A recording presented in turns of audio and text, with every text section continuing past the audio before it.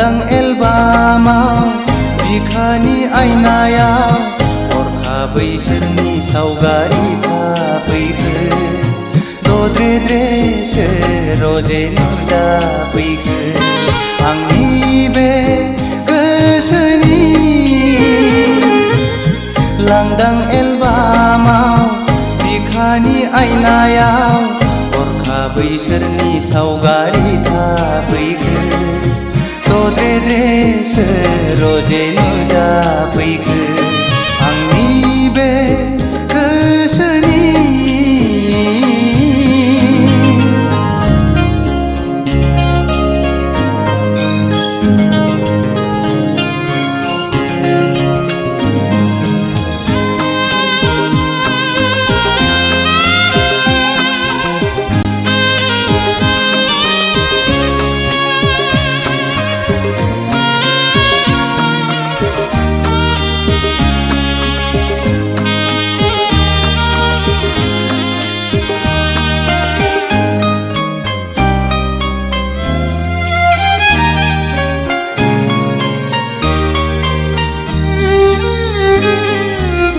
लाजिहां माहां माबा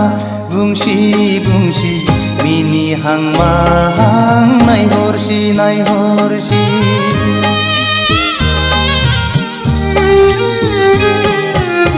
गाबहां माहां मोदै गसि गसि थाबायहां माहां आंजों फैसि फैसि बारजों बिरदों खानाय बिलाइ फासोरा रुबै फोलाव हरदों आंनि फारसे आखाइ थाइनै माबोरै हमथाहरनो हाबावनो नोंखौ रजे गोसोआ आंनि जावलिया जासै रजे गोसोआ आंनि पागला जासै आंनि बे गोसोनि लांदां एलबामाव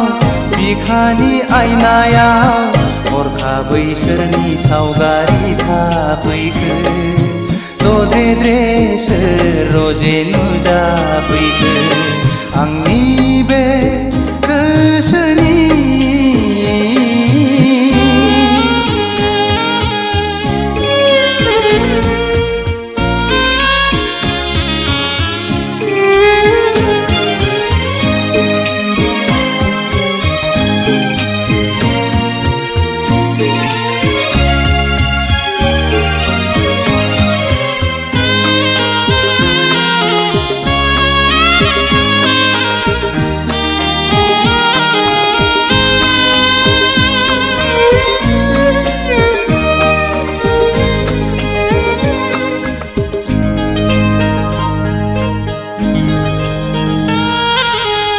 मेगना अरायबो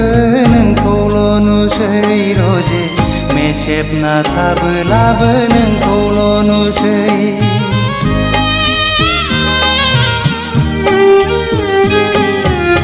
जानो लोंनोबो बावलाय लांसै रजे मावनो दांनोबो बालाय लांसै गोसोआ आंनि नोंखौल' हास्थायबायसै सिमाङाव सानैजों गेलेबायसै मोगथाङाव सानैजों आन्दायबायसै रजे गोसोआ आंनि जावलिया जासै रजे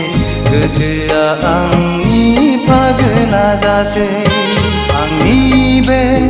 गोसोनि लांदां एलबामाव बिखानि आयनायाव हरखाबै सोरनि सावगारि थाफैखो दद्रेद्रेसो रजे नुजाफैखो आंनि बे गोसोनि लांदां एलबामाव बिखानि आयनायाव हरखाबै सोरनि सावगारि थाफैखो दद्रेद्रेसो रजे नुजाफैखो आंनि बे गोसोनि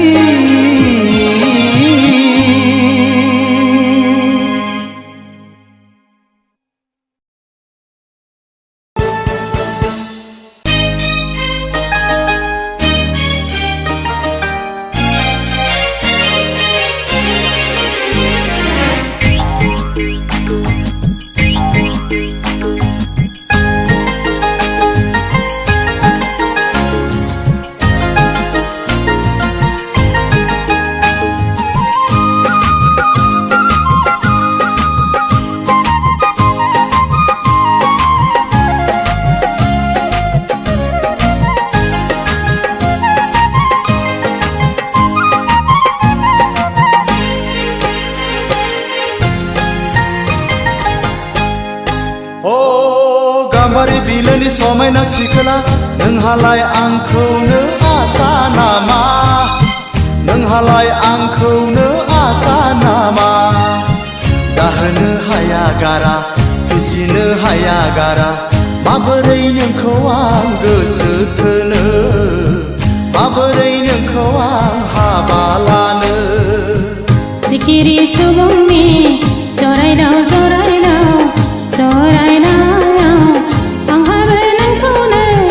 जरा अरलांबाय हायाला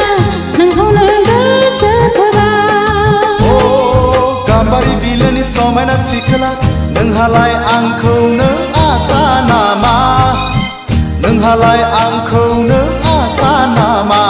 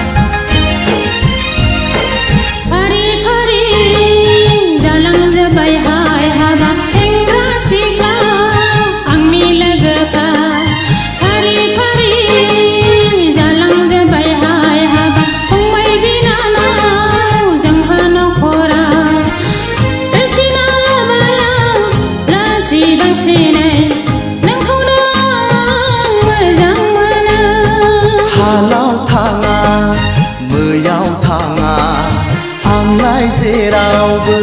उदाय रोङा साख्रि गैया बाख्रि गैया गावनि आथिङाव गसंनो हाया अ माबोरै नोंखौ आं हाबा लानो माबोरै नोंजों आं रायजो जानो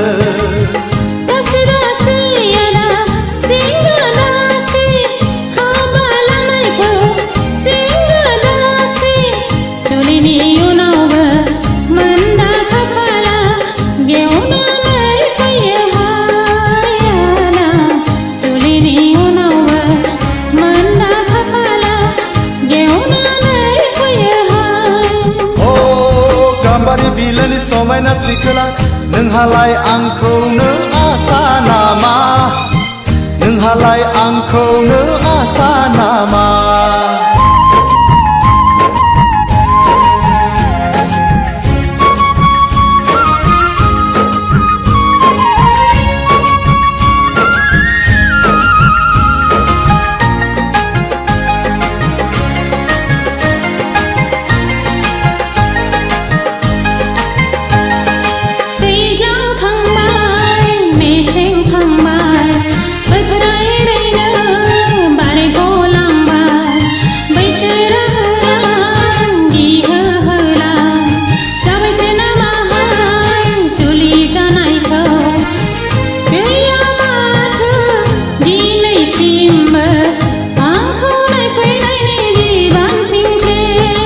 खान्थाल जागोन आथा नांगोन हिन्जाव लागोन जारला जागोन दिनै संख्रि गाबोन बानलु गस्ला लंपेन्ट दख'ना जोमग्रा अ सानै सानै आं नाना बाना गोखा जालांबाय गोसोनि बोलो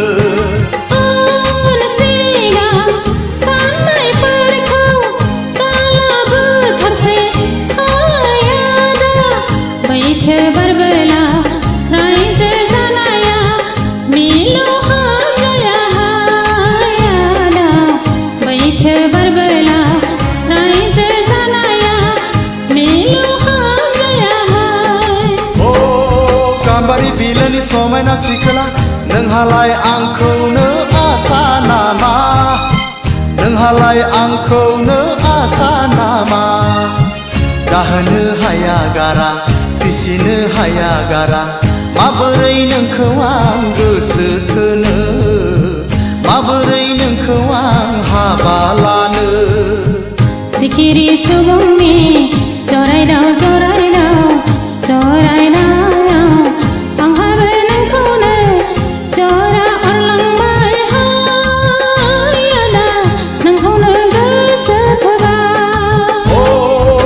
गाम्बारि बिलोनि समायना सिखोला नोंहालाय आंखौनो आसा नामा नोंहालाय आंखौनो आसा नामा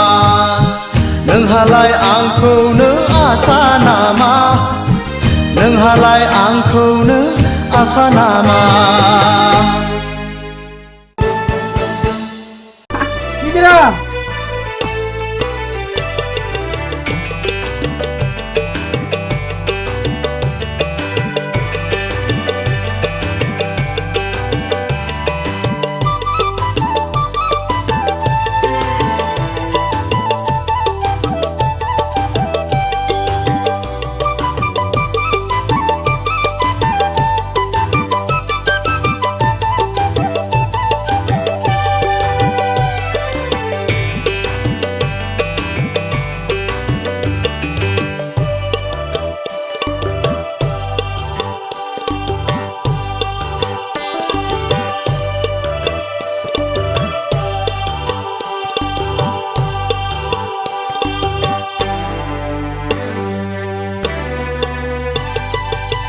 नोंनि महरा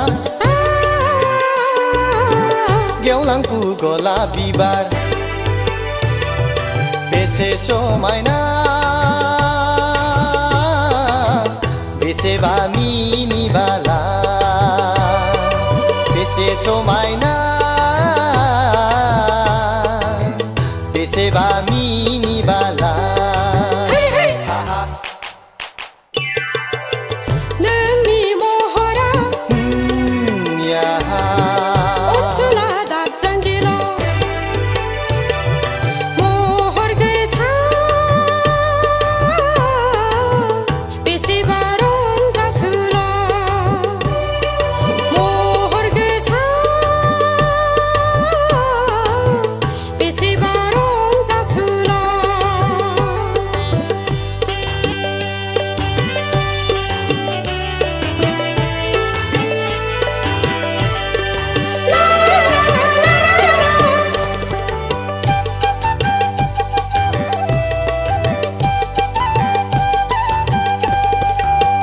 नायहर हाजो हाला हायनारि सिखोला बेसे दिरै रुबु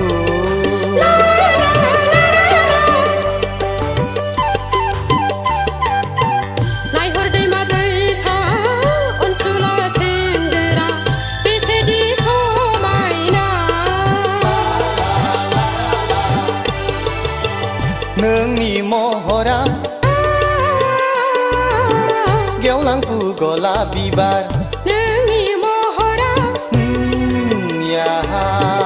अनसुला दाजांगिला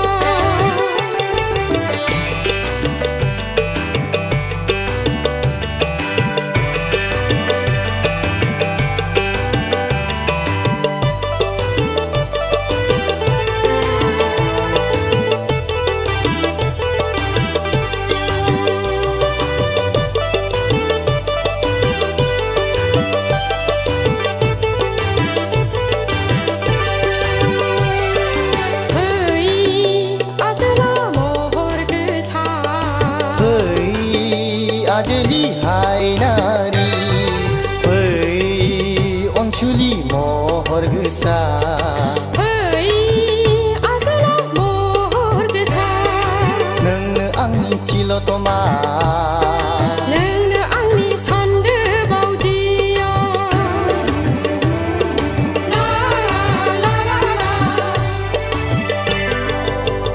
नोंनि महरा गेवलांफु गलाप बिबार बेसे समायना बेसेबा मिनिबाला बेसे समायना बेसेबा मिनिबाला नोंनि महरा अनसुला दाजांगिला महर गोसा बेसेबा रंजासुला महर गोसा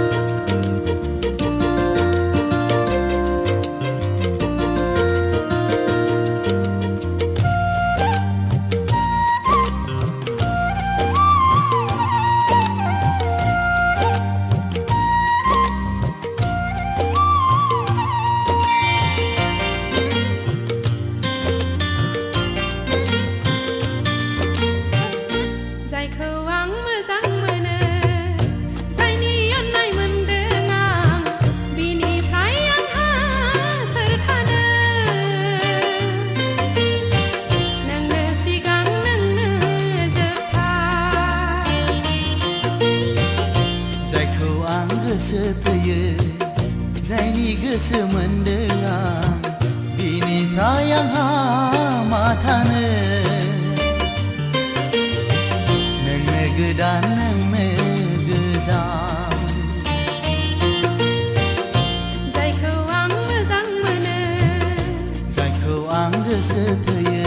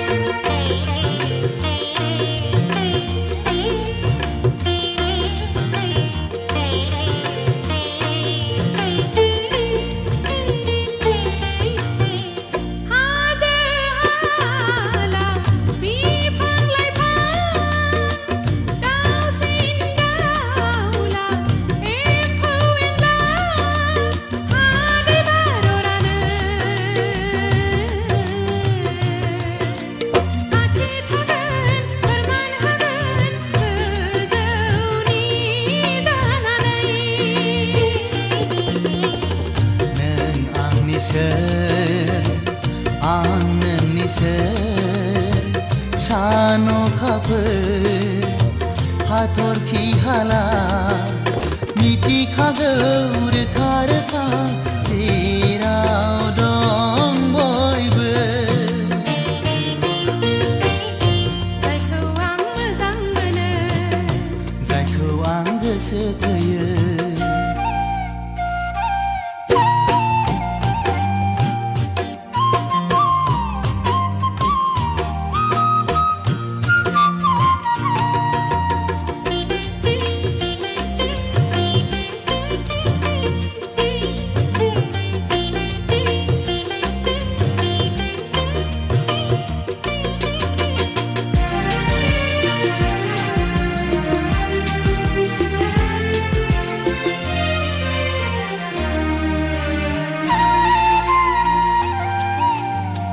बावनो नाजाब्लाबो बावनो हाया खाफालनि लिरनाया नोंजोंनो खोमा जानो हागौ बेखायनो जरायलायदों गोरोबलायदों आथा खिथा गोसोआ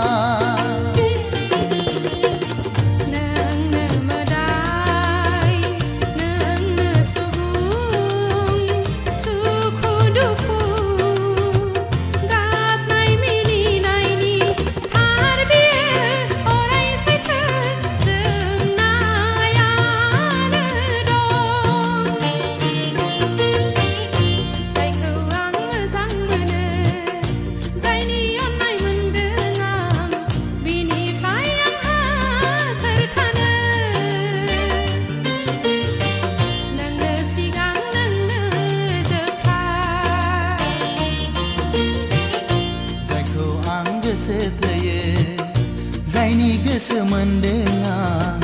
बिनिफ्राय आंहा मा थानो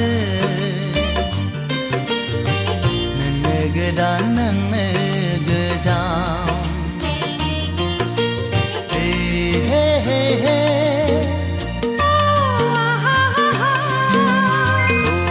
हो हो हो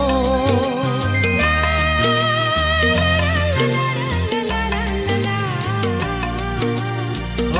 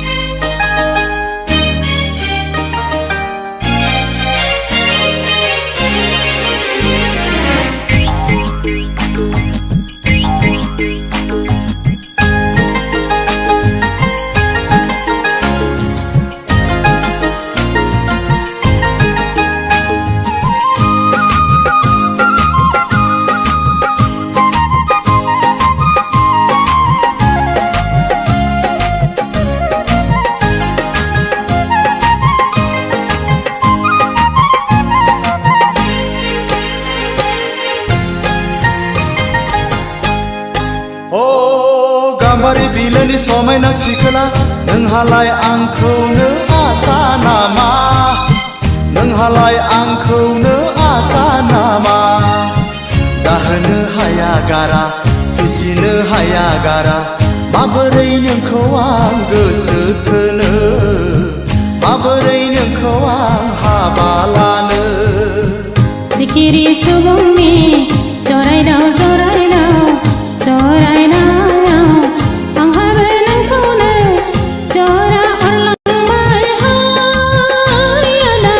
नोंखौनो गोसो थोबाय ओ गाम्बारि बिलोनि समायना सिखोला नोंहालाय आंखौनो आसा नामा नोंहालाय आंखौनो आसा नामा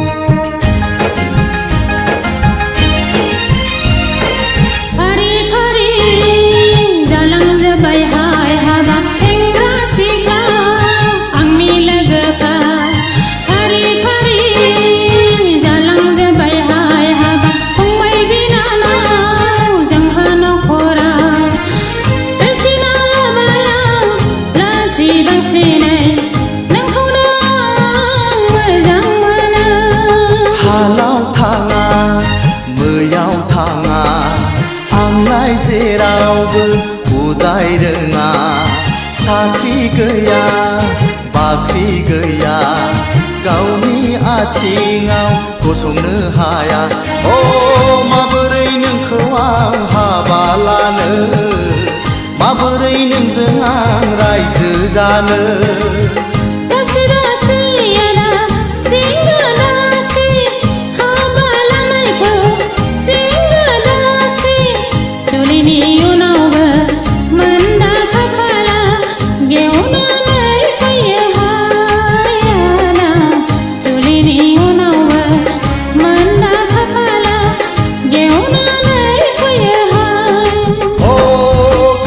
बिलोनि समायना सिखोला नोंहालाय आंखौनो आसा नामा नोंहालाय आंखौनो आसा नामा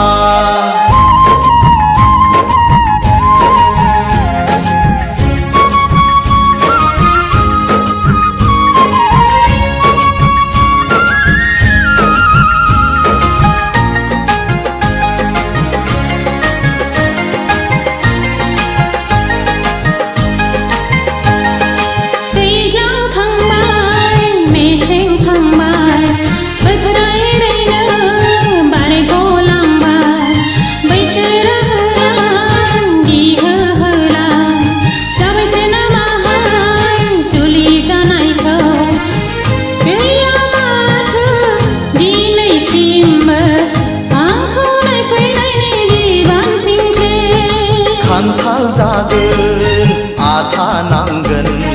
हिन्जाव लागोन जारला जागोन दिनै संख्रि गाबोन बानलु गस्ला लंपेन्ट दख'ना जोमग्रा ओ सानै सानै आं नाना बाना गोखा जालांबाय गोसोनि बोलो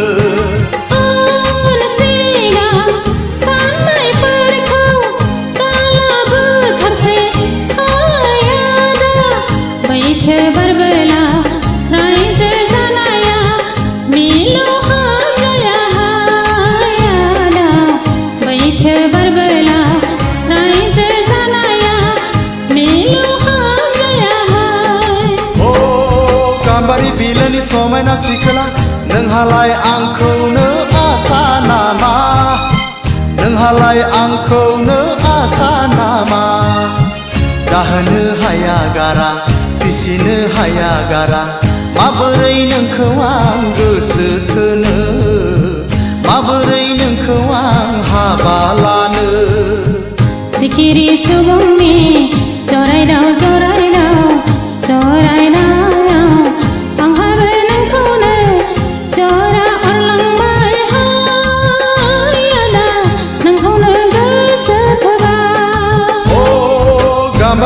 बिलोनि समायना सिखोला नोंहालाय आंखौनो आसा नामा नोंहालाय आंखौनो आसा नामा नोंहालाय आंखौनो आसा नामा नोंहालाय आंखौनो आसा नामा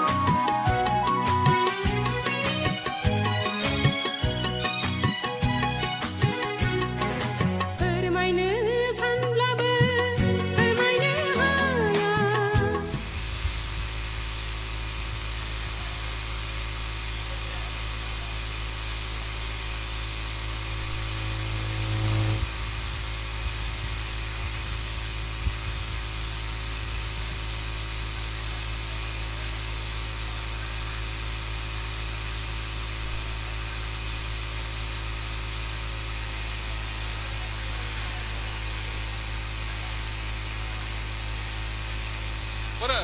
देमानि बोरो बोरो मानसिफ्रा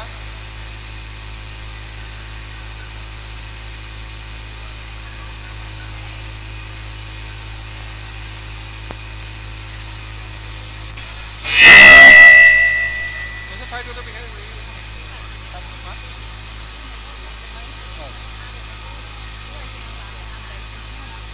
गाव होसिगोन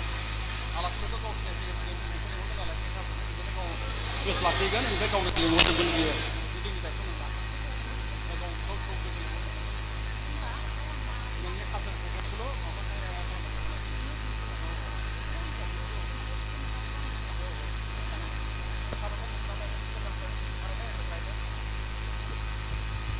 ट्रेनिं खालामबाय थादों रेडि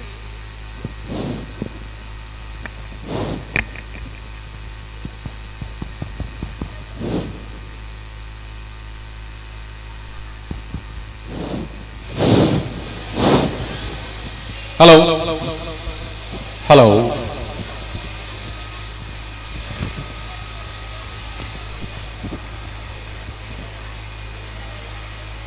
जिगु सेप्तेम्बर 2022 मायथाइ फुजानि बोथोर आसिनि सिख्ला दाननि सोमखोर सोमखोर माइ दुब्लिनि सुदिम बारनि बिलिरनाया मिजिं खालामो बयनिबो जिउआव रमान्सनि मोब्लिब बोहैबोयो दिनै बे सानावनो सानसेयारि बड'लेण्ड इंखं खौरांलाइ फैयै फैयै 19 बोसोराव लाइमोन बैसोनि आगान होफैबाय दिनै बे बड'लेण्ड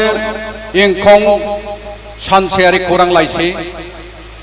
बिनिनो 19थि जोनोम सान लोगोसेयै बड'लेण्ड इंखं टेलिभिजननि 4थि जोनोम सान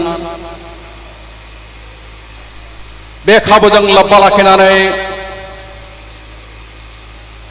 इंखं वेलफेयार ससाइटिया मेन अफ द इयार बान्था होनायनि दिनैनि बे बुब्लि बे बुब्लिखौ मोजाङै मोजाङै आगान सुरलांनो थाखाय गिबि हाबाफारियै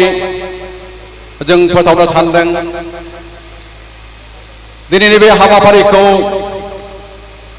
बेखेवनानै होगोन आलारि बाथि फोजोंनायनि गेजेरजों लोगोसे केक हाखावनाय हाबाफारिनि गेजेरजों बेखायनो खावलायनो सानदों सान मिथिया हर मिथिया गावनि जिउखौ खामानिजों बावसोमनानै दिनैनि बे समसिम सफैनो हानाय इंखं वेलफेयार ससाइटिनि बिगोमा सानसेयारि बड'लेण्ड इंखं खौरांलाइनि बिगोमा बड'लेण्ड टेलिभिजननि बिगोमा मानगोनां राजेन बसुमतारीखौ जौसांसिम बरायना लाबोनो थाखाय आङो खावलायबाय लोगोसे दिनैनि बे हाबाफारिखौ आलारि बाथि फोजोंनानै बेखेवनानै होनो थाखाय आङो बिथांखौ जौसांसिम गुरैयै बरायबोबाय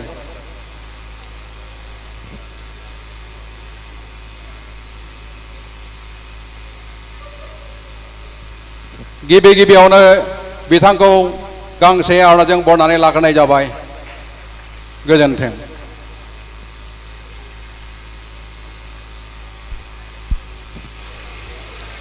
दिनैनि बे गोथार बुब्लियाव बाहागो लानो फैनाय गासै गेदेमा नोंथांमोननिसिम सानस्रि बड'लेण्ड इंखं आरो बड'लेण्ड इंखं टेलिभिजननि बिथिंनिफ्राय हामलायनाय होदों। आङो हांख्रायनाय लेखा दिनै बे हाबाफारिखौ साथि सावनायनि गेजेरजों जागायजेननायनि हाबाफारि मावफुंनो सिगांदों, नाथाय बेखिनि बुब्लियाव जोंजों बाहागो लानो हानाय जा हांख्रायनाय लेखा सफैनो हानाय गासै आलासि बिथांमोनखौ आङो जौसां फारसे हांख्राय हरग्रोगोन साफा साफा आरो बिथांमोनखौ सानस्रि बड'लेण्ड इंखं आरो बड'लेण्ड इंखं टेलिभिजननि बिथिंनिफ्राय बरायनाय जागोन। गिबियावनो मोनसे समाव इंखं वेलफेयार ससाइटिजों मेन अफ द इयार बान्था होजानाय दिनैनि गाहाय आलासि फादार खुलुमदाय सामि बिथांखौ आं जौसां फारसे हांख्रायगोन आरो बिथांखौ जोंनि इंखं फोलेरनिफ्राय गांसे आर'नाइजों बरायगोन। प्लिज।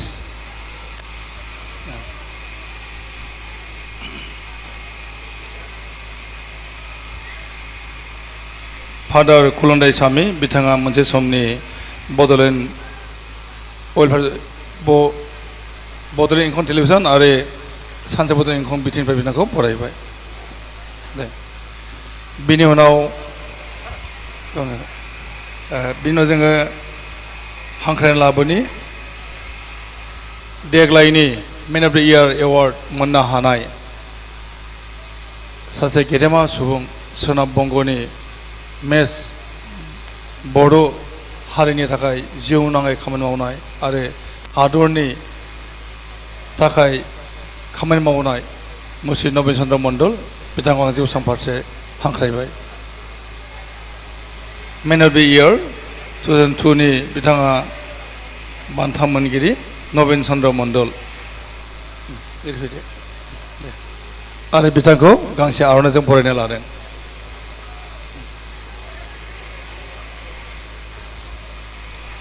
बेनि उनाव पद्मश्री डक्टर मंगल सिंह हाज'वारि बिथाङा जोंजों दङ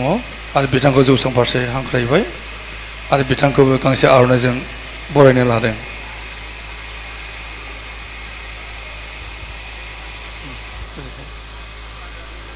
पद्मश्री डक्टर मंगल सिंह हाज'वारि गोजोननाय होदों। बेनि उनाव दुलाराय बर' समाजनि आफादगिरि मुस्रि राजेन्द्रनाथ बर' बिथांखौ जौसां फारसे हांख्रायहरदों। दुलाराय बर' समाजनि आफादगिरि राजेन्द्रनाथ बर' आरो बिथांखौबो गांसे आर'नाइजों बरायनो लादों।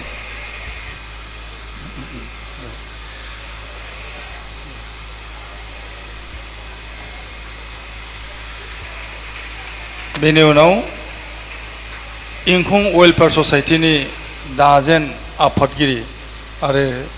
MLA मोन बिथाङा आगु MLA कमल सिंह नार्जारि बिथांखौ जौसां फारसे हांख्रायदों आरो गांसे आर'नाइजों बिथांखौ बरायना लादों। कमल सिंह नार्जारि इंखं वेलफेयार ससाइटिनि दाजेन आफादगिरि आरो सानस्रि बड'लेण्ड इंखंनि आगुनि मावफुं सुजुगिरि गोजोननाय होदों। बेनि उनाव इंखं वेलफेयार ससाइटिनि आगुनि आफादगिरि मुस्रि दामोदर बसुमतारि बिथांखौ जौसां फारसे हांख्रायहरदों। दामोदर बसुमतारि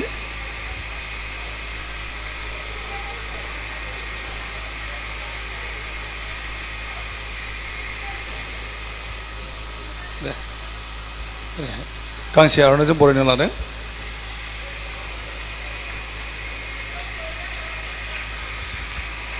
बेनि उनाव बर' रेबगं जथुमनि गाहाय नेहाथारि जोंजों दङ आनन्दराम औवारि। बर' रेबगं जथुमनि गाहाय नेहाथारि थुनलाइगिरि रायजोगिरि खन्थाइगिरि आनन्दराम औवारि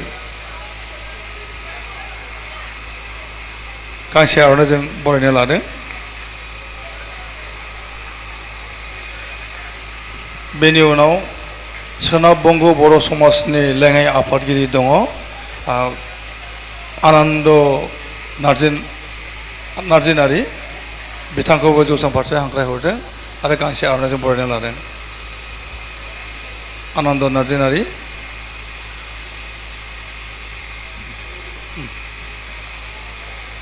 गांसे आर'नाइजों बरायना लादों।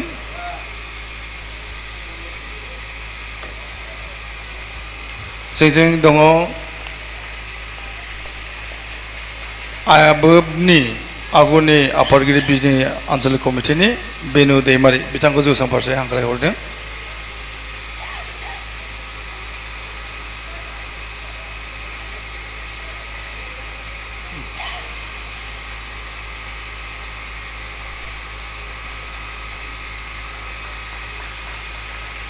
बर' रेबग्रा जथुमनि आथिखाल लेङाइ आफादगिरि सारदा प्रसाद मोसाहारि बिथांखौ जौसां फारसे हांख्रायहरदों आरो बिथांनिबो जों गांसे आर'नाइजों बरायना लादों।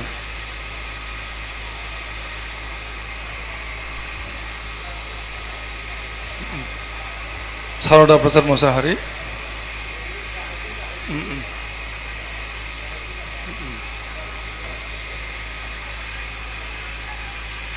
बर' रेबग्रा जथुमनि नेहाथारि सदानन्द दैमारि बिथाङा जोंजों दङ। बिथांखौ आं खावलायदों सभाराम बसुमतारी बिथांखौ बरायना लाबोनो थाखाय। सभाराम बसुमतारी बर' जथुमनि नेहाथारि सदानन्द दैमारि बिथांखौ आङो खावलायदों आं लाना फैनो थाखाय। गांसे आर'नाइजों जों बरायना लादों।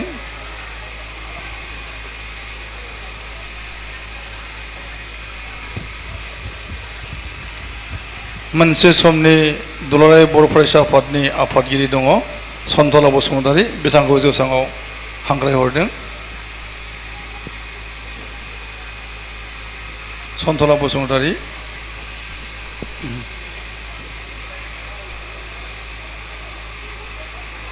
गांसे आर'नाइजों बरायना लादों।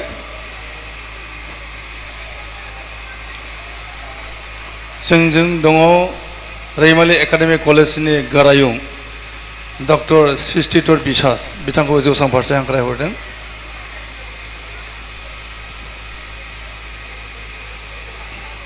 अके गांसे आर'नाइजों बरायना लादों बिथांखौ।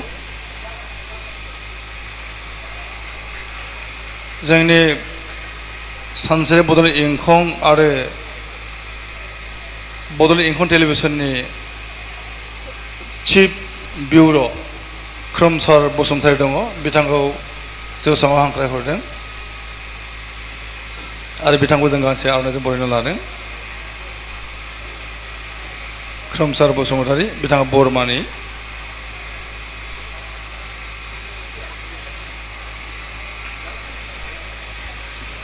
दानिया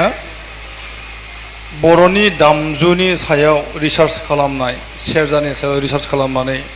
PhD खालामदों आरो बिथाङा आथिखालाव बर'नि दामजुखौ मुलुग दरबाराव फसंथाहैनायनि थाखाय जोबोद खामानि मावगासिनो दङ आरो बिथाङा दिनैनि बे हारिमु दिन्थिफुंनायखौ बेखेवगोन। डक्टर गोमोथाव बसुमतारी बिथांखौ जौसां फारसे हांख्रायहरदों। गोमोथाव बसुमतारी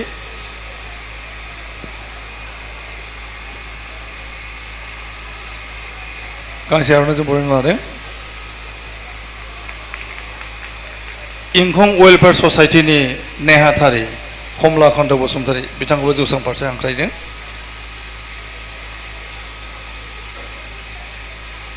कमलाकान्त बसुमतारी बिथांनि जोबोद खस्थ' खालामनायनि गेजेरजों दिनैनि हाबाफारिया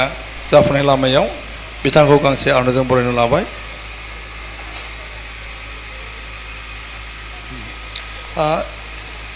इंखं वेलफेयार ससाइटिनि लेङाइ आफादगिरि अरुण चन्द्र मोसाहारि बिथांखौबो जों बरायना लानि।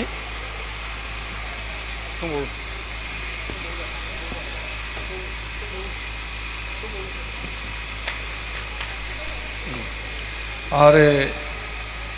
जोबनायाव जों सासे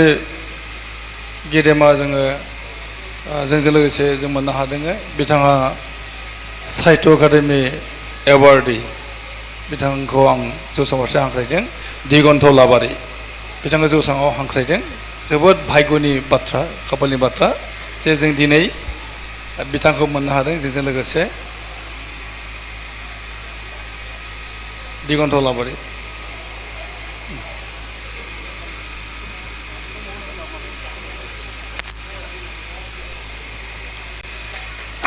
दा समाव जोङो बिथां गिदिमामोनखौ लानानै दिनैनि हाबाफारिनि जागायजेननाय हाबाफारि मावफुंनो सिगांदों साथि सावनाय आरो केक हानाय बे खामानि मावनो सिगांबाय आं बयखौबो खावलायगोन गासैबो जाहाथे आंजों मदद खालामो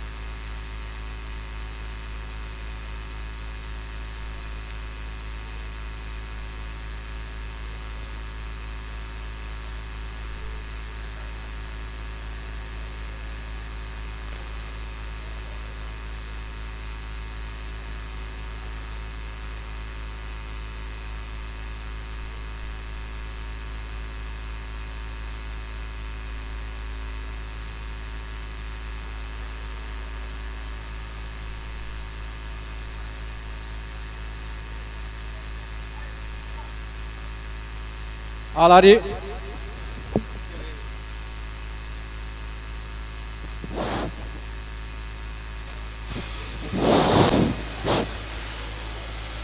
बाथि फोजोंनाय हाबाफारिखौ मोजाङै जाफुंहोनायनि थाखाय आलासि बिथांमोननिसिम साबायखर थाबाय बेनि थाखायनो बिग क्लेप होनो थाखाय आङो बयखौबो खावलायनाय जाबाय दा लोगो लोगो जोङो आलारि बाथि फोजोंखांनायनि उनावनो जोङो 19थि बोसोर बाबेनलांनाय सानसेयारि बड'लेण्ड खौरां लाइनि केक हासिगोन आरो बिनि बिगोमा बिथां राजेन बसुमतारीखौ केकखौ हाखावनो थाखाय आङो गुरैयै खावलायबाय खुलुमबाय जोबोद खुसिनि बाथ्रा सानसे बड'लेण्ड इंखं खौरां लाइया फैयै दिनै 19थि बोसोराव आगान होफैदों जोबोद खस्थ'नि गेजेरजों बे खौरां लाइखौ दिनै समसिम लाबोनो हानाय जादों जों गोसोखाङो गिबि समाव जाय बिथांमोनहा बे एफा गिलिर बिबानखौ रुजुनायनि गेजेरजों बे खौरां लाइखौ दिहुननायाव नांथाबदोंमोन आरो बिथांमोना आथिखालाव गुबुन खामानियाव नांथाबनानै दङ खायसेया रुंसारि जाबाय खायसेया आथिखालाव गावबा गावनि जिउ खांनायनि थागिदायाव गुबुन खामानियाव नांथाबनानै दङ बै बिथांमोननिसिम आंनि सिबिनाय आरो खुलुमनायखौ बावहरग्रोयो सानसे बड'लेण्ड इंखं खौरां लाइनि जारिमिन आं बुंनो थाङा नाथाय बे सानसे बड'लेण्ड इंखं खौरां लाइजों जायफोर बिथांमोनहा आथिखालाव नांफानानै दङ गावबा गावनि जिउ आरो गावनि न'खरफोरखौहाय बेनि गेजेरजों सुंथानायनि लामा लादों आं बिथांमोननिसिम आंनि हामलायनाय होयो आरो बिथांमोननि बावसोमनाया अराय सानसे बड'लेण्ड इंखं खौरां लाइनि थाखाय जुगामि जानानै थागोन बेखौ मिजिं लादों लोगोसेनो बड'लेण्ड इंखं टेलिभिसननि मावफारियामोन आगुनि मावफारियामोन दा बहाय गोबांसा दंफैयो बिथांमोननिसिमबो आंनि सिबिनाय आरो हामलायनाय बावहरो खौरांलाइ फोसावनाय एबा खौरांलाइखौ जरसुमा खालामनायनि जोंनि गिलिर बिबान बेखौ फैयै फैयै दा समावहाय जेनाखि बिबान रुजुनगासिनो थानाय जादों आं बेखौहाय नोंथांमोननो लाखुमाया सिखोमा बुंनो लुबैयो जे जोंनि बर'नि खौरांलाइ थिलिया जोबोद गाज्रि अबस्थायाव दङ जोङो सेल्फ प्रसिडखौ मोननो हाया आरो थोजासे जाया जायखिनि जोंनि सर्स बुंनो थाङोब्ला एडभार्टाइजनि बाथ्रा दङ नाथाय एडभार्टाइजनि बिथिंखौबो बर'फोरा दासिमबो एसेबां गोबानानै लानो हानाय जायाखै जायनि थाखाय बिराद खस्थ'जों खौरांलाइखौ फोसावबाय थानाय जादों बड'लेण्ड इंखं टेलिभिसनखौ सेटेलाइट महराव लांनो थाखाय नाजाबाय थानाय जादों मावफुंनो हानाय जायाखै जाफुंसाराखै माखासे प्रसेसनि खामानिया दाबो जोबाखै मिजिं खालामो बोसोरसे बोसोरनि गेजेराव बड'लेण्ड इंखं टेलिभिसना केबल आरो सेटेलाइटनि गेजेरजों आबुङै फोसावजागोन आथिखालाव बड'लेण्ड इंखं टेलिभिसनखौ मोनसेल' केबल चेनेलनि गेजेरजों फोसावनाय जागासिनो दङ GTPLनि गेजेरजों जायनि थाखाय बियो गासै बर' हालामफोराव सहैहोनो हानाय जायाखै दिनैनि समाव जों मोननो हादों जे बर'फ्रा मुलुगनि गोबां जायगायाव गोसारनानै दङ बै बिथांमोननो बर'नि सुखु दुखु गासैखौबो जोङो मोनथिलायहोनायनि खाबुआनो जागोन बड'लेण्ड इंखं टेलिभिसननि थांखि मिजिं खालामो नोंथांमोना बयबोनो बे हाबाफारियाव मदद खालामगोन इंखं वेलफेयार ससाइटिया थांनाय 2006 मायथाइनिफ्राय बोसोराव सासे गेदेमा सुबुंनो मेन अफ द इयार एवार्ड बान्था होनायनि हाबाफारि लानाय जादों आरो बे खामानिया जाबोबाय थादों थांनाय बोसोरनैयाव बे बान्थाखौ होनो हानाय जायाखैमोन जाहोना जाबाय कर'ना भाइरासनि थाखाय लकडाउन फोसावनाय लकडाउननि थाखाय हाबाफारि बानजायनो हायाखैमोन आरो जों देग्लाय बे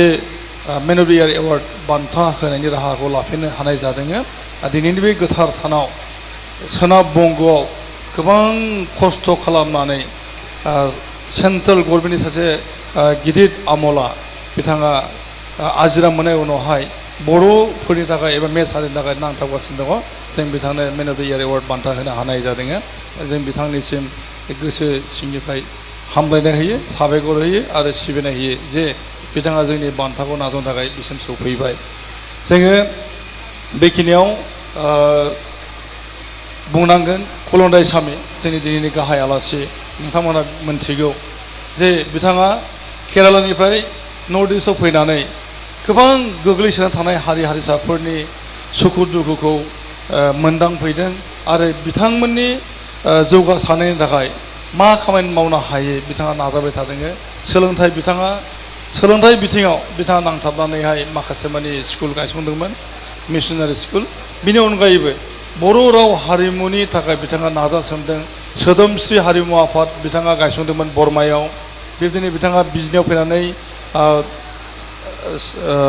जेसास मिडिल स्कुल गायसंफैदों आरो बिनि गेजेरजों बिथाङा माखासे मानि लिरनायनि खामानि मावदों दा बिथांनि फारसे जोंनि सिबिनाय होयो आरो जों बिथांनो आगष्ट समाव मेन अफ द इयार एवार्ड जों होखांबाय जों दिनै मोननो हादों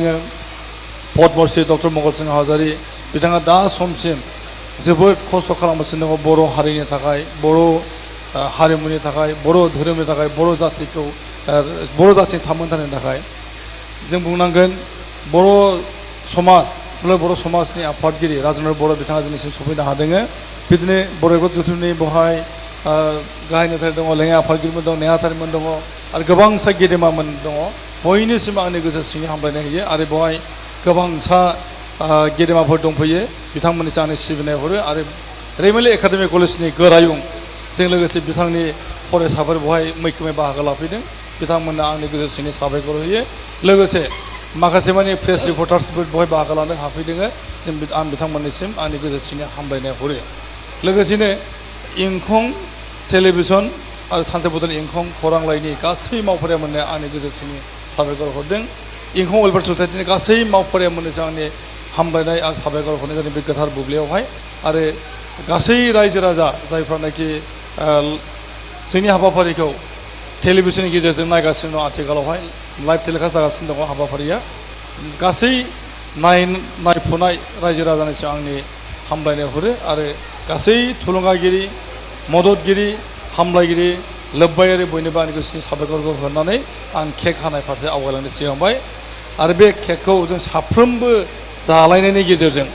जोंनि इंखं टेलिभिजन आरो सानसे बदल इंखं खौरां लाइनि थाखाय जाहाथे हामलायनाय होयो आं बेखौ मिजिं लाबाय गोजोन्थों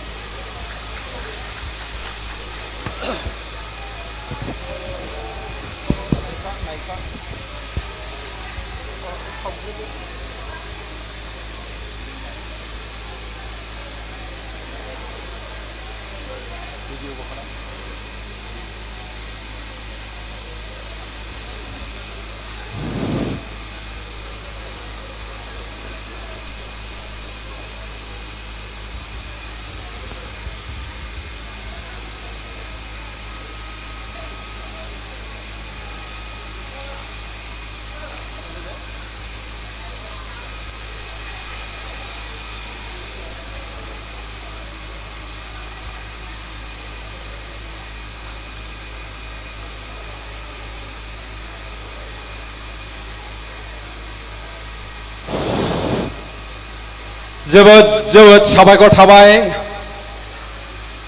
19थि सानसेयारि बड'लेण्ड इंखं बे लाइमोन बैसोनि केकखौ हाखावनानै होनायनि थाखाय दा बेनि थाखायनो जों खावलायो सानसेयारि बड'लेण्ड इंखं थांना थाथों सानसेयारि बड'लेण्ड इंखं थांना थाथों सानसेयारि बड'लेण्ड इंखं अराय गोजोर जाथों सानसेयारि बड'लेण्ड इंखं अराय गोजोर जाथों गोजोननाय थाबाय बयनिसिमबो आं गिबियाव साबा गेदेमानो केकखौ जाहोगोन गिबियाव गाहाय आलासि फादार कुलुन्दै स्वामी आं बिथांनो केक जाहोजेनगोन आखाइ खमना हो जोबोद जोबोद गोजोननाय थाबाय बेनि उनाव मेन अफ द इयार एवार्ड 2022 बान्था आवथायनो हानाय नवीन चन्द्र मण्डल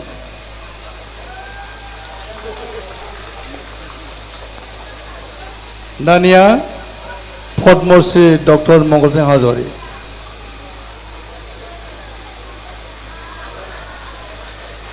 बेनि उनाव दुलाराय बर' समाजनि आफादगिरि राजेन्द्रनाथ बर'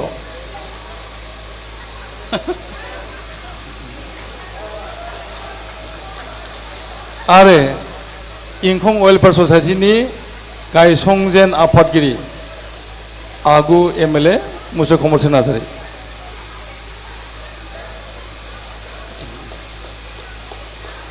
जोबोद जोबोद साबायखर थाबाय बेनि उनावहाय जोंनि वेटारा बेखौ बयनोबो राननानै होसिगोन आं बयबो आलासिफोरखौ गावबा गावनि मासि लाफिननो थाखाय खावलायबाय गोजोन्थों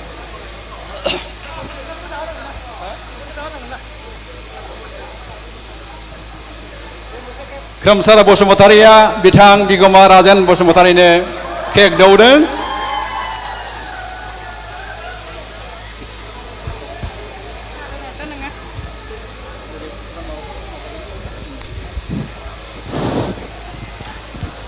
बेखौ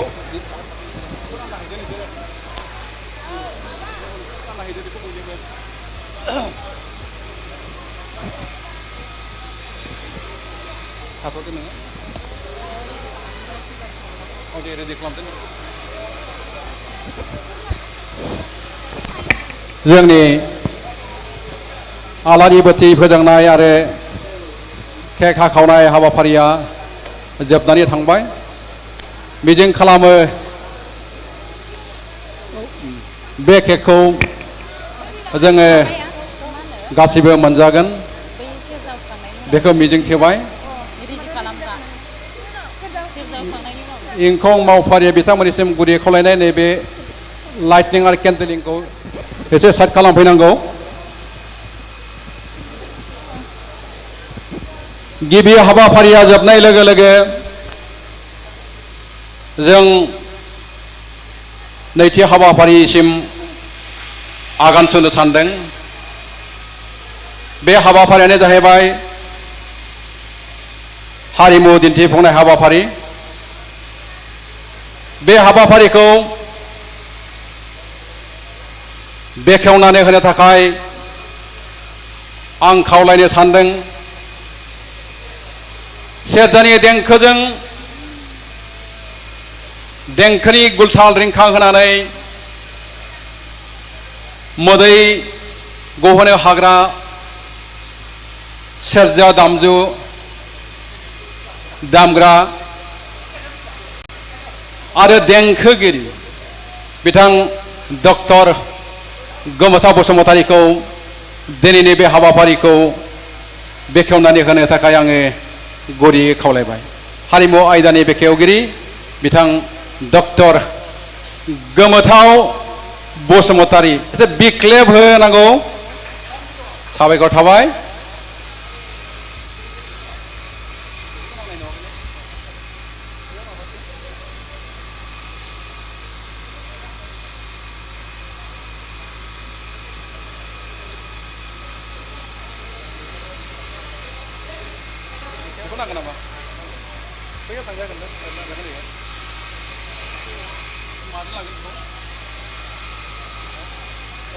बुस्थुआ बुंनांगोन ना? एसे फंनैसो बुंनानै माबादो।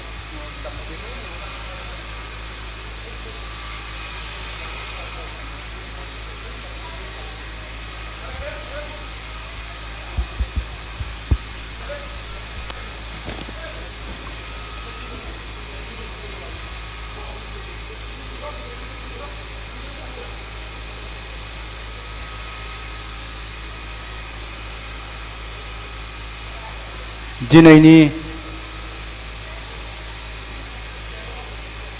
जारिमिनारि मोनसे गोथार सान सानजारि बड'लेण्ड इंखंनि 19th डेथ एनिभार्सारि डे आरो बेजोंनो जहै लोगो नांनानै 4th death anniversary day of द बड'लेण्ड इंखं टेलिभिजन। गिबिनो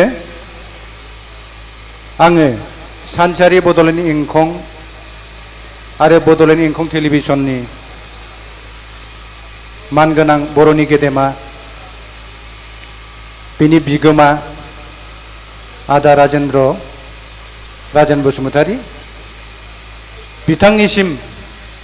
आंनिफ्राय जोबनो गैयै अननाय हामलायनाय आरो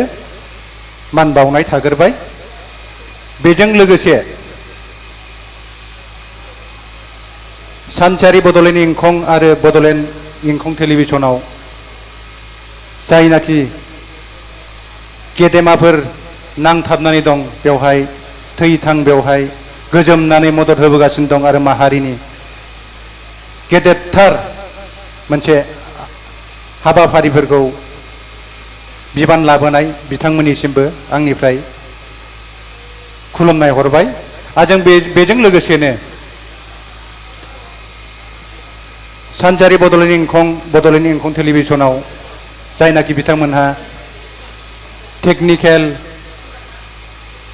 रिपर्टारनि जानाखि रिपर्टिंनि खामानि मावबोनाय लोगोसे डिजाइन ग्राफिक्स गासैखौबो जाय बिथांमोनहा बेयाव नांथाबनानै दिनैसिम माहारिनि आरो समाजनि थाखाय थैथां नाजाबोदों बिथांमोननिसिम आंनिफ्राय जोबनो गैयै अननाय हामलायनाय आरो खुलुमनायखौ हरग्रोबाय। दा आं बेजों लोगोसेनो जोंनि गेदेमाफोर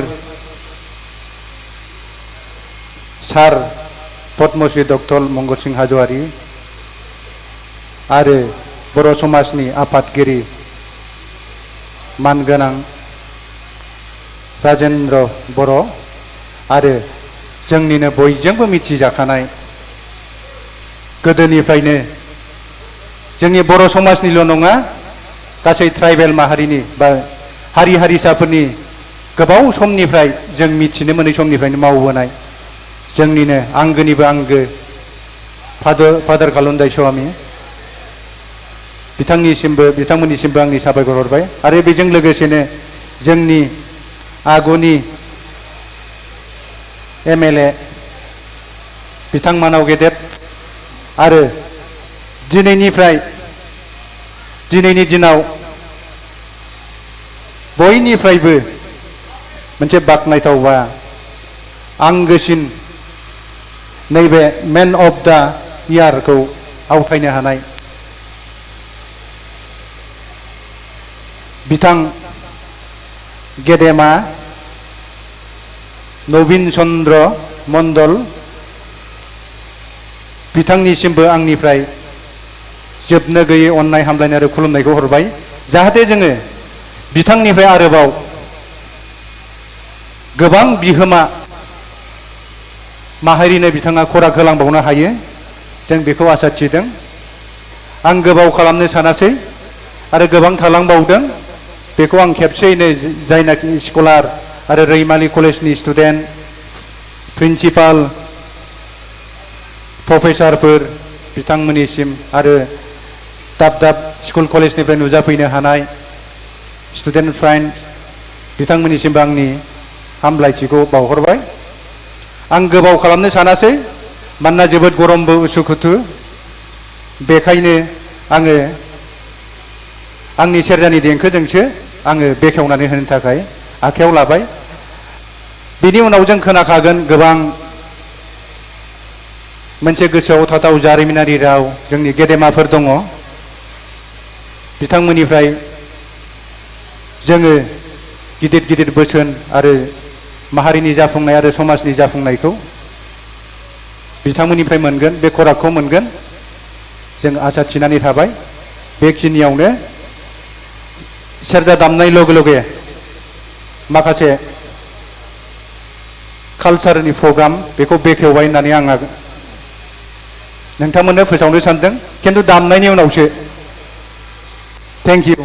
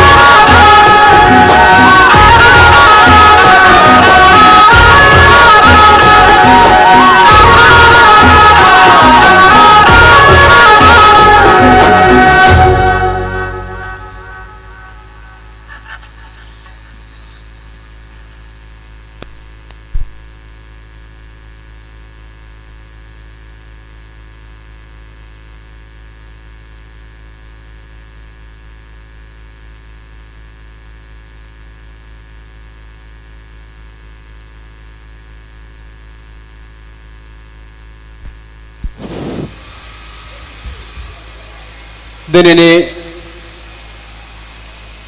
हारिमु आयदा मोसालांनाय हाबाफारिखौ सेरजानि गोदै देंखोजों बेखेवनानै होनो थाखाय बिथांनिसिम रोजा रोजा साबायखर थाबाय। बिजों खालामो फिन जोङो उनाव बिथांखौ लेंहरबावगोन। दा मोसाग्लांनाय हाबाफारि दङ, बे हाबाफारिखौ दैदेनलांनो थाखाय आङो मिथिका नार्जारिखौ गुरैयै खावलायनाय जाबाय। गोजोन्थों।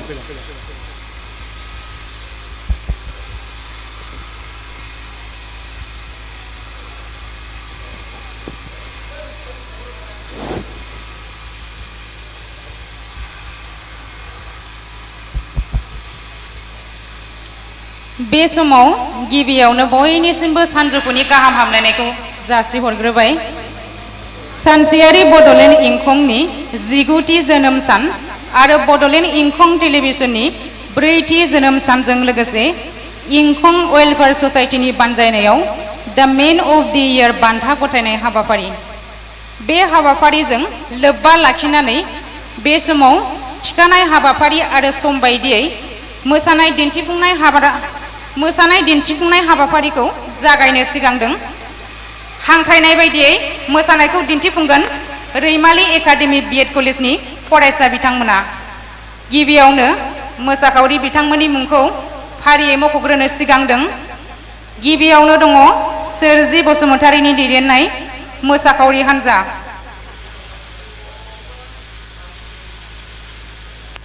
बिथांनि उनाव मोसागोन लैथोमा बसुमतारी, दिपंकर बसुमतारी, लैथोमा बसुमतारी आरो दिपंकर बसुमतारी, महिमा बसुमतारी। महिमा बसुमतारी बिथाङानो जोबथा मोसानायखौ दिन्थिफुंगोन।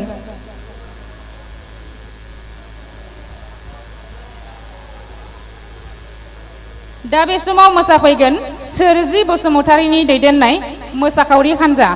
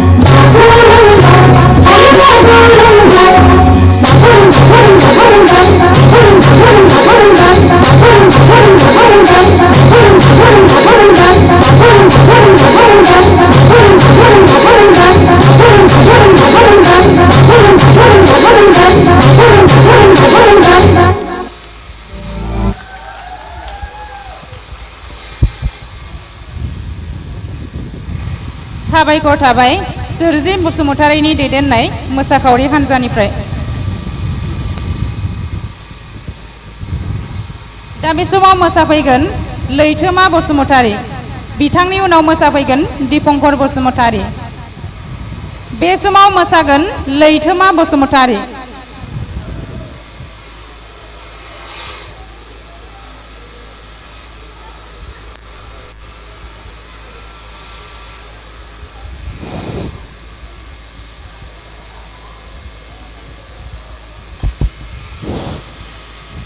लैथोमा बसुमतारीखौ जौसांसिम सिगां फारसे फैनो थाखाय गुरैयै खावलायनाय जाबाय।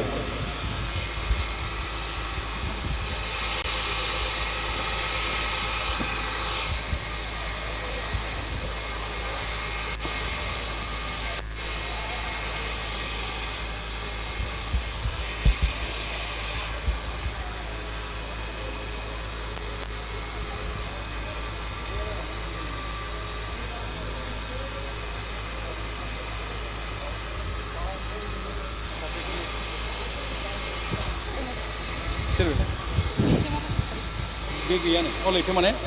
मोसानो थांदों खुलिखौ हायाखै लैथोमा गैया थाग थियारि जागासिनो दङ। बिनि सोलाय दिपंकर बसुमतारीखौ जौसां फारसे सिगां नानै मोसाफैनो थाखाय गुरै खावलायनाय जाबाय। दिपंकर बसुमतारी।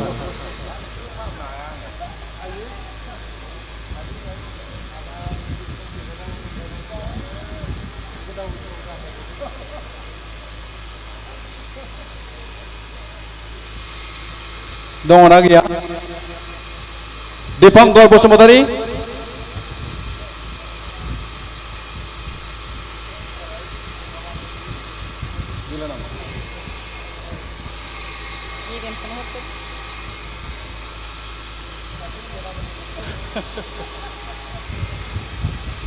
लैथोमाबो गैथ'वा, दिपंकराबो गैथ'वा, दा दङ एबेन बसुमतारी। एबेन बसुमतारीखौ मोसाफैनानै गोजोनग्लाय होफैनो थाखाय गुरै खावलायनाय जाबाय।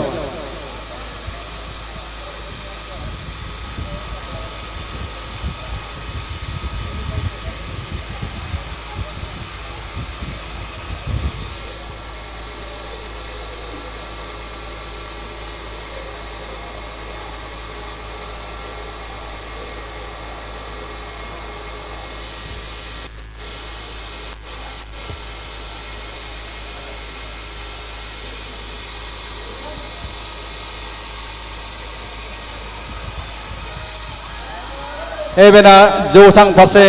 सिगाङावबो आखाइ खमना होनांगौ।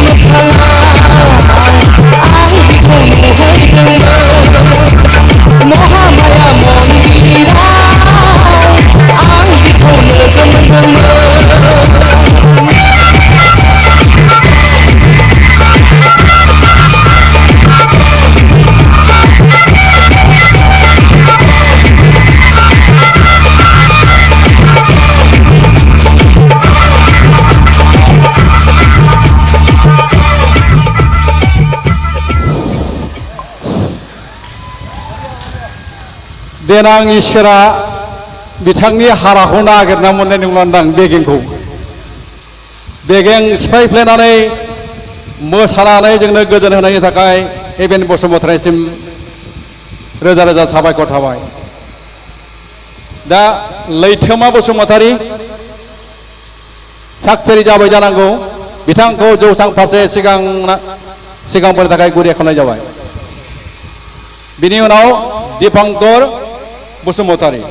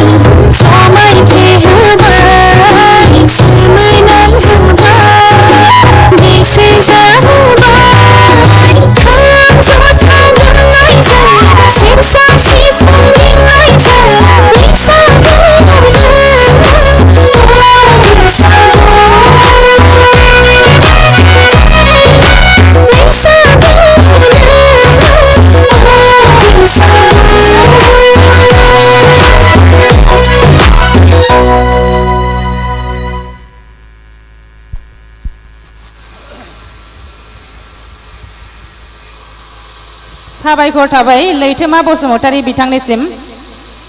दा मोसाफैगोन दीपंकर बसुमतारी बिनि उनाव मोसाफैगोन लैथोमा बसुमतारी आरो दीपंकर बसुमतारी बे समाव मोसागोन दीपंकर बसुमतारी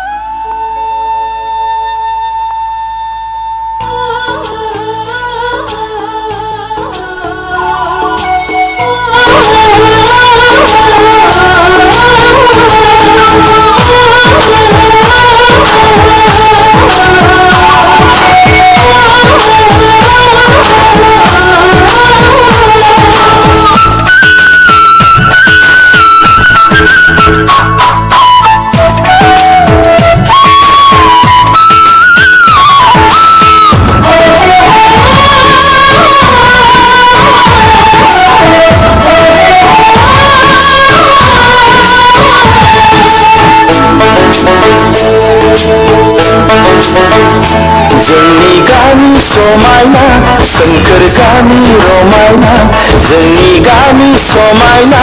सोमखोर गामि रमायना सारि सारि गयनि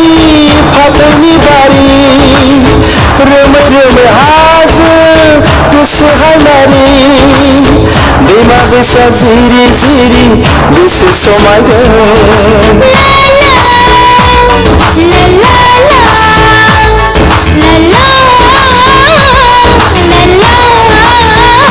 जोंनि गामि समायना सोमखोर गामि रमायना जोंनि गामि समायना सोमखोर गामि रमायना सारि सारि गयनि फाथैनि बारि रोमै रोमै हाजो बेसे हायनारि दैमा दैसा जिरि जिरि बेसे समायगोन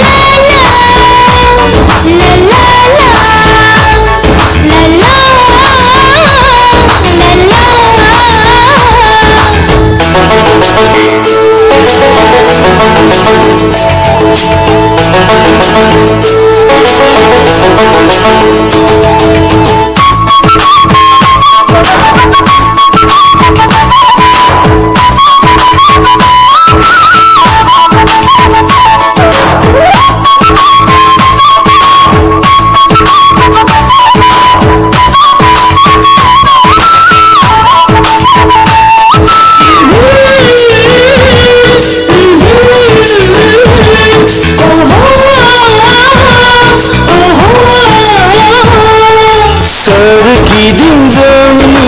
बर' गामि गायनाय फुनाय मुखुब जोंदि आबादारि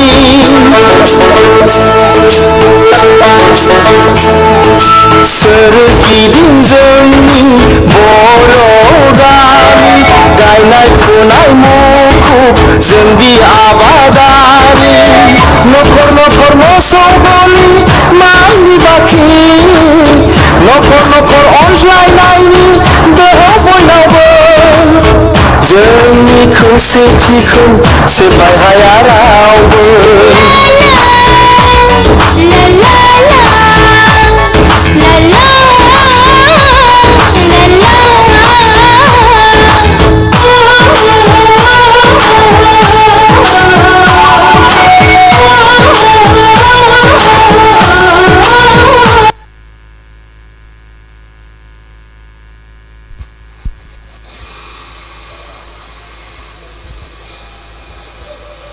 दीपंकर बसुमतारी बिथांनिसिम रोजा रोजा साबायखर थाबाय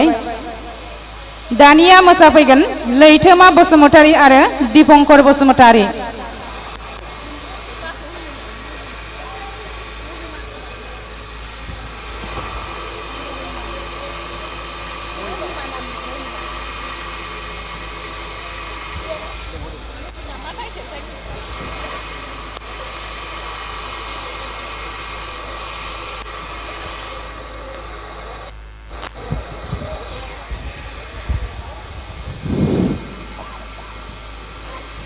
से रिंगा बेलासिनि 1 रिंगाया जोंनिया आगान सुरफैबाय दिनैनि गुबै थांखि मेन अफ द इयार बान्था राननाय हाबाफारिया दान्दिसेनि उनावनो जोंनिया जासिगोन बेखायनो बिनि सिगां मोननैसोल' मोसानाय दंसै बे मोसानाय हाबाफारिखौ जोङो मोजाङै मोसाखावरि बिथांमोनखौ थाबैनो मोसाफैनो थाखाय जोङो गुरैयै खावलायबाय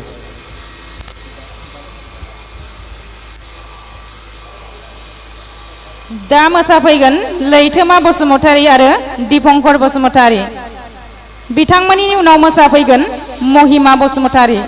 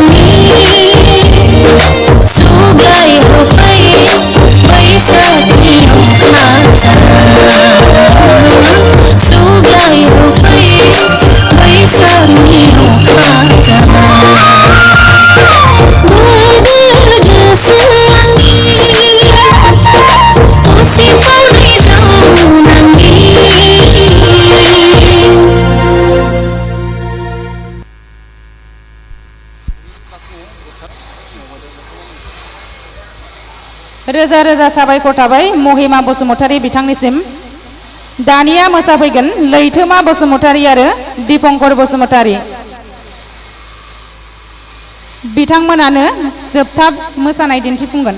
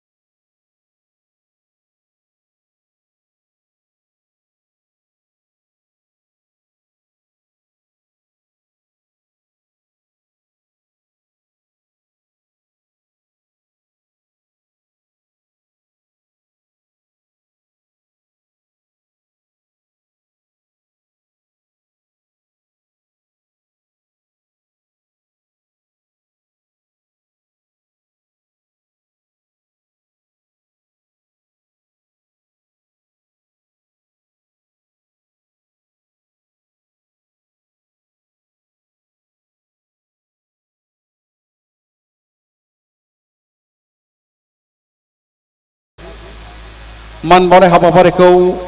उनाव होयोमोनब्लाबो नाथाय बिथांखौ जों सिगां फारसे लाबोनाय जादों बिथांनि देहाया एसे गाज्रि जियानो जादोंला जोङो बिथांखौनो जोङो गिबियाव जोङो मान बावनो सानदों DID Death India Dance बेगें गैयै मोसानाय बिथांनि जे मोसानाय बे मोसानायखौ जोङो टिभि मिडिया ससियेल मिडियानि गेजेराव नुनो मोन्दोंमोन